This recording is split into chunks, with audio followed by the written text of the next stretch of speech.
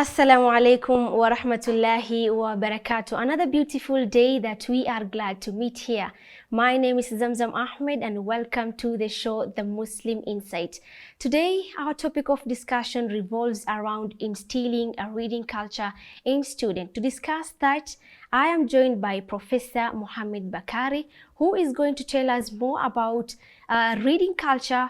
How are we going to instill reading culture in students? What are the benefits of instilling reading culture? What are the key factors? Who are the key characters to instilling reading culture in children? Assalamu alaikum wa rahmatullahi wa barakatuh. Wa alaikum assalam wa Really rahmatullahi wa honored barakatuh. to meet you today, alhamdulillah.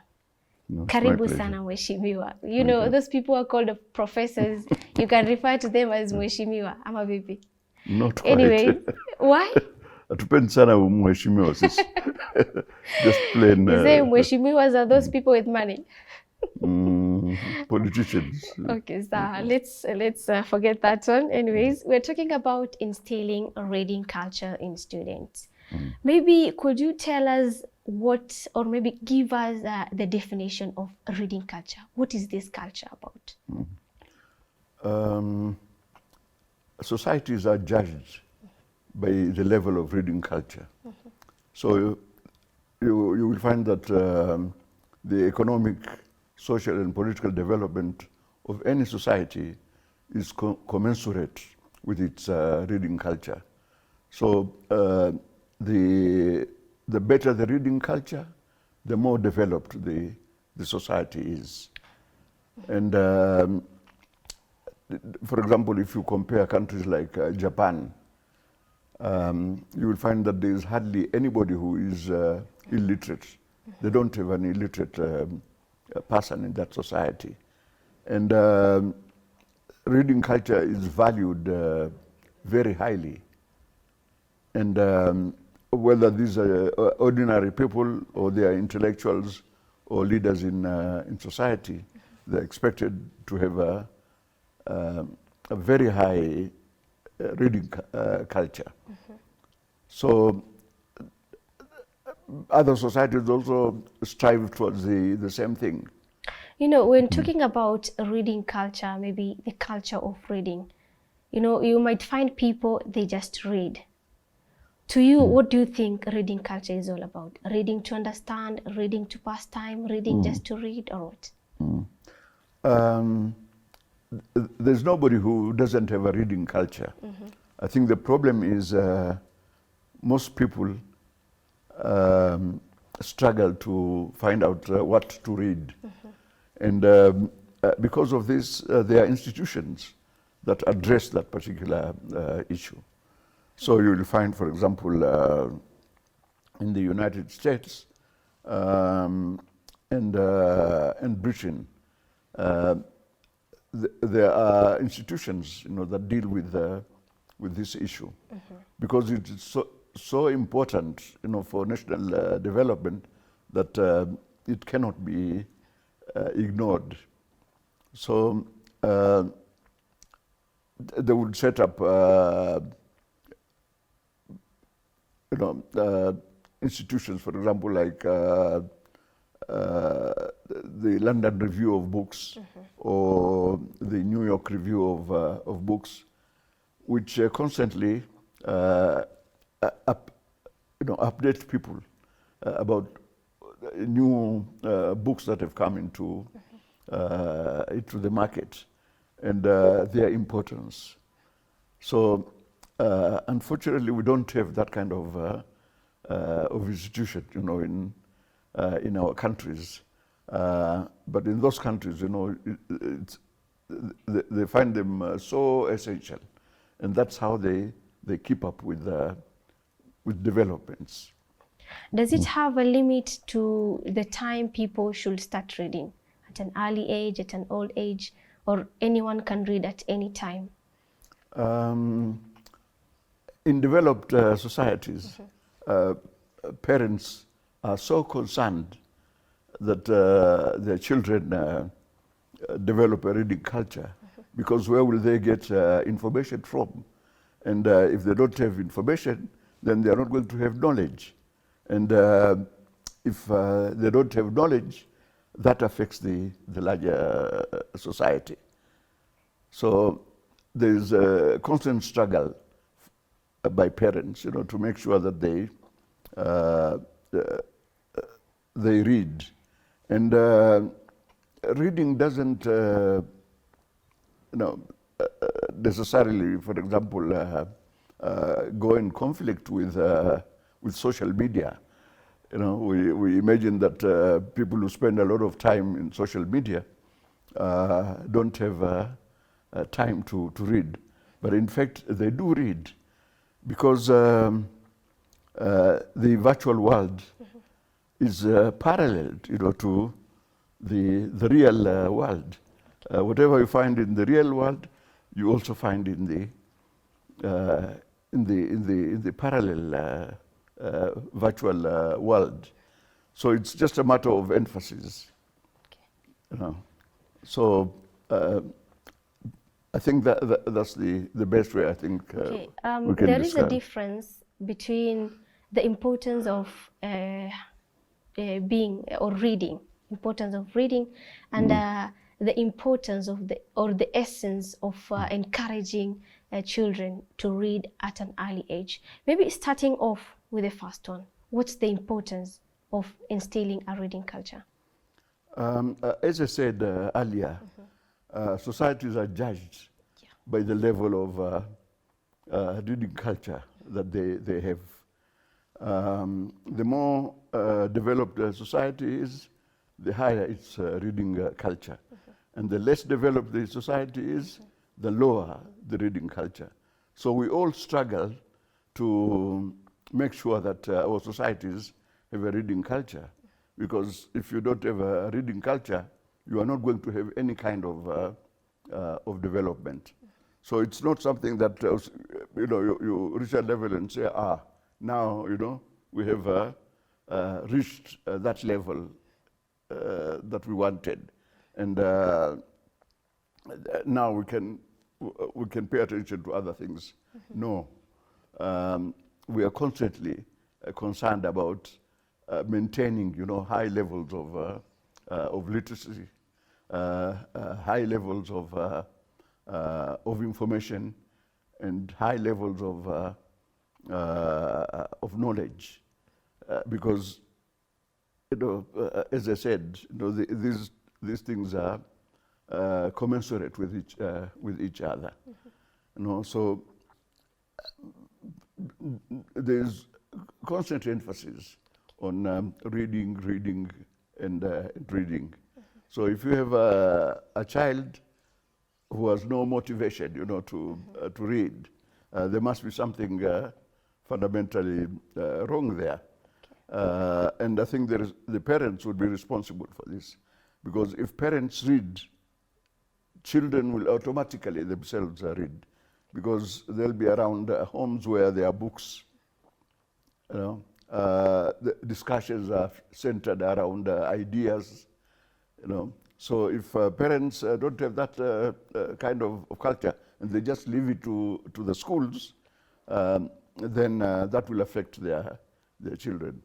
That is talking about the key characters. We'll come back to that one. But you've talked about when a person is instilling a reading culture within him or herself. Maybe he'll get information, he'll be on the know of what is happening around him or her. Maybe development, society development, that is what is related to reading culture. Probably what are other things that is related to reading culture? What impact will a person get maybe when this person is that kind of a person who reads always? I think the first thing is they're going to be creative themselves. Okay. Because they'll see the need, to be creative, to invent things, to discuss ideas. Because if you don't have a reading culture, you will not be exposed to this. You'll know something about other societies, and as I said, there's no society that doesn't see the importance of a reading culture. And we learn also from from other cultures. And as I said, for example, in Japan, there is no illiterate person. You know, it's impossible to find, because that is deeply embedded, you know, in that culture. And then other societies also strive towards the same goal. The advantage of the Japanese is that they only have Japanese as a language. You know, whereas in other societies they have multiple. It is the official and national language, whereas other societies are multilingual. So they have to balance. And that is why they always create an official language and a national language. And the official and national languages become very, very important. Otherwise, you'll never be able to develop yourself, you know, in that particular society. So this is an ongoing process, and I don't think it will cease. Okay, you know, talking about somebody who develops a reading culture, you've talked about Japan. There is no illiterate person there. Maybe in a society whereby a person has the knowledge, has developed a reading culture, the know-it-all. He's called the know-it-all. And they are discriminated sometimes because you find that msemo wa kawaida that huyu ameenda majuu, huyu ameenda kusoma, anakuja kuharibu society, anajiona kwamba yeye is at the top level. What could be the reason? I think that is a characteristic of less developed societies. In developed societies, you know, there's no such paradox. You know, in developed societies, it is expected that everybody would try to raise their level of education, their competence, you know, in reading. Whereas in our societies, we think that this is something that teachers should do at school. There's no, you know, there's no concern on the part of the parents themselves to encourage that reading culture. And as I said earlier, if the parents don't read, then it's very difficult, you know, for the children themselves also to. But to could that be the reason as to why, or maybe it can create an issue with the children to read? Because you might find most parents, they have not studied during their time. They did not get that chance to read or maybe to study. Definitely, it will affect not only the individual, you know, and the children, but even the society itself, because this is very, very important. You know, we are as good as the societies in which we live in. Okay. If we have a society that takes itself seriously, then we are going to be developed. But if we don't take ourselves seriously, if we compartmentalize, you know, these are school things, you know, and these are societal things. That's where the complication comes in. But in other places, you know, you don't have that kind of paradox as such. Although they also struggle to ensure that there's enough reading material, that people are encouraged to be creative, you know, to create fiction, for example, or to write poetry, to create dramatical works. And then these keep on defining that kind of society. Okay. Coming to the key factors to developing a reading culture, what are the key factors? What is required for a person to develop a reading culture? As I said, you know, reading culture is something that is permanent. You know, it's not, you don't reach a point you say, oh, now I have a reading culture. Okay. You might have, as I said, you know, there's nobody who doesn't have a reading culture. The problem is most people don't know exactly what to read. Yeah. You know, or you have very high levels of literacy in the sense that people can read and write, but there's not enough material to read, you know, in those languages. And you find the same thing, you know, in our societies. Okay. So if you look, for example, at Tanzania, Tanzanians are invariably, you know, proficient speakers of Kiswahili, but there's not enough reading material, you know, in the sense that the material is not satisfying. You know, it's not intellectually developed. You know, whereas in places like US or in Britain or other developed places, there is so much that is coming out. In fact, they have to struggle to keep abreast with the amount of reading, you know, that is available in those societies. Yeah. Okay, talking about the key characters, we've talked about the school, the teachers. At home, we have the parents. You might find we have relatives because some kids are being sent away on a holiday probably. Like right now, we are on a 2-month holiday. Probably, how can parents and teachers or those people involved or the stakeholders who should ensure that instilling a reading culture is there, work together maybe to make reading appealing and enjoyable to the children? Yeah, this is an issue about the materials that you are to offer to the children. What will attract their attention? Yeah. You know, for example, something that is humorous. You know, something that is you know, way out of this world. You know, like folklore. These kinds of things attract you know, children because they are out of the ordinary. You know? But you just can't keep on giving them the same material all the time and expect them to be, they'll get bored.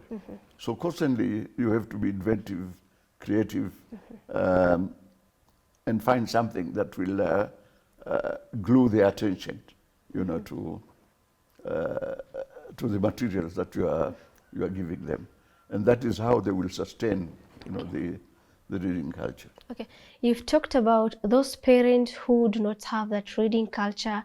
They can really impact negatively the children as far as reading culture is concerned. Maybe what would your advice be to these parents who have not studied, who have no knowledge, who have no reading culture?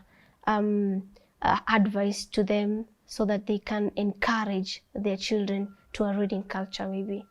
Of course, now, you know, things have changed. It's not as it used to be. There's a critical mass of literate people, and there's also a critical mass of creative people. So we are constantly creating works that will sustain that reading culture. We find that writers, for example, like Walibora, you know, he had been quite successful in creating fictions that have captured the imagination of the children in schools. But the downside about that is that we tend to associate reading with school only, but it must be taken outside, you know, the school. That it is something that you enjoy because it is appealing. So we mustn't create works purely, you know, for the school system, because if you do that, then you are giving the impression that reading is just a school thing. Whereas if you create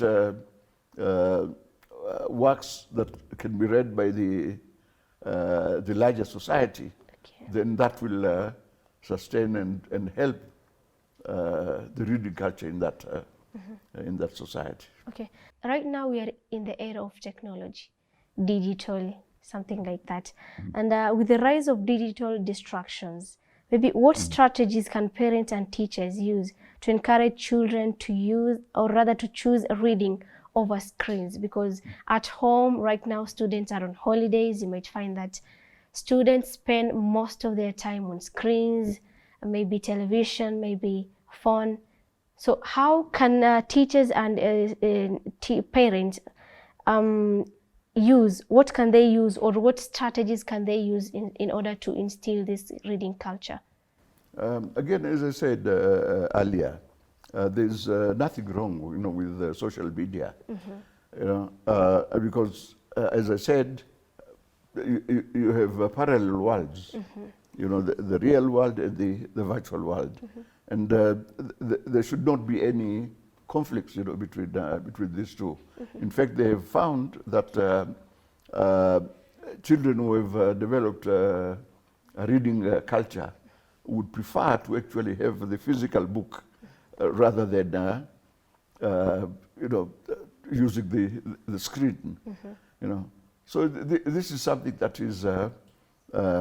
is changing, and this has changed completely, in other societies. We are struggling to do this ourselves. Okay, something else about the Wasomi Africa Book Club. Could you give us a little detail about Wasomi Africa Book Club? What is it about?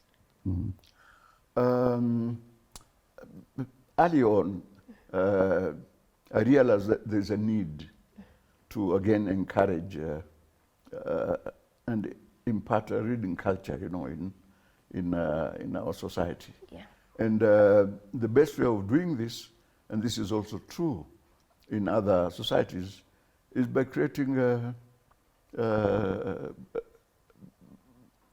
book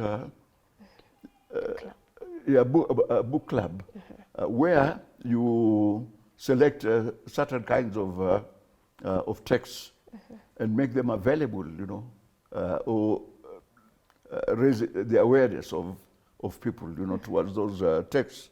Okay. And then when they read, they'll be able to learn so much. And this is how Western society has been doing, for relatively long period of time. And there are certain classical things which everybody is expected, to have read. Just to give you an example, everybody, for example, in the West, an educated person would have read The Godfather, by Mario Puzo, that looks at that kind of culture. And there's hardly anybody who is educated enough who would not have been exposed to that. In fact, those are not the kinds of texts that are taught in school. You are assumed, to have already read those kinds of things. So that's the difference, between our societies and other societies. And book clubs raise the awareness of ordinary people, towards those kinds of texts. And then it's not only for adults, but also for children, because there are texts that are seemingly for children, but have an impact on adults also. Everybody has read Cinderella, for example. Yeah. In those kinds of texts. Yeah. And they impart certain moral values, certain political values. So we can't distinguish between what children read and what adults read sometimes. Because the main reason why, for example, classical authors wrote books for children, it was because there were certain things they wanted to say, but so the state at that time, or the rulers at that time, were oppressive. So they had to find ways and means of transmitting, the ideas that they want without seeming to challenge the authorities, And again, that is how some of those classics came about, and everybody would have read those classics, both adults and children, and that happened mostly in places like Britain. Then it spread to other parts. We've talked about the key factors, forgetting that there is one main key factor in instilling a reading culture. That is an individual. We've seen that parents play a big role, the teachers play a big role, the society also.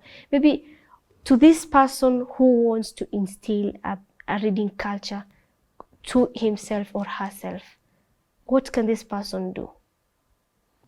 I don't think somebody says, I want to have a reading culture. No, it is something that just comes about through exposure. If you have encountered sensational things, stories, drama or poetry or plays, then if you are hooked on those things, then you will continue exploring, other possibilities. But if you have not been exposed to those kinds of texts, there's no possibility for you to develop a reading culture. And then the company that you keep, if you are in the company of people who read, you will also end up reading, yes. Okay. Because they would have, it's exposure, yes. No. And maybe what about those people who watch from screens, maybe attend a book lounge, maybe something like that. Can that also instill the reading culture of that person? I think they will be curious, and this curiosity, would lead them to looking for something to read, or they would want to read what other people have been reading, just out of curiosity, to find out whether it is really, as interesting as we imagine, and then they end up being hooked on, to those texts and to that kind of culture, and once you get used to that kind of, there's no going back. Okay. I don't know of anybody, who has developed a reading culture that stop reading. Okay, but Professor, because of the limitation of time, maybe, what would your advice be, or what would you advise people as far as a reading culture is concerned? Be it the parent, be it the teacher, be it the students themselves. What advice could you give them, maybe? I would focus on the parents. I would encourage the parents to to have books in the house. Okay, before you even tell us you'll focus on the parents, maybe why do you think the parents are the key here? Because they are the ones who spend most of the time with the children. But you have students who are boarders, so they spend more time in schools than in homes. Again, it depends upon the kind of school that the kid goes to. There are schools that make motivate children into reading, because they know that once they get the kids to read, their work becomes actually less. Yeah. You know, they don't have to force them. You know, they just motivate them or provide the environment and the texts for the kids to read, and then they will develop themselves. Because, as I said, anybody who develops a reading culture, it's impossible, you know, to remove that, you know, from them. You know, it's an addiction which you can't escape from. Like I can't imagine myself not reading. You know, it's just impossible. I'm always looking for something to read. So not necessarily about, you know, contemporary period. I would want to know what was happening, let's say, in the 15th century, you know, or in the second century BC, and material is available on those periods. Okay. So this keeps on sustaining me. So it's all about the availability of the material, first thing. Yeah, more than anything Wow. else. Yeah. That is really amazing. Very interesting topic to talk about this era, so that we see how we can instill reading culture in students. Right now, students are on a holiday, 2 months holiday. What are you doing to ensure that your child develops a reading culture? Thank you so much, Professor. I'm really glad and honored to have you here talk about this important issue. I don't have much to add on that. Till next time, inshallah. Assalamu alaikum wa rahmatullahi wa barakatuh.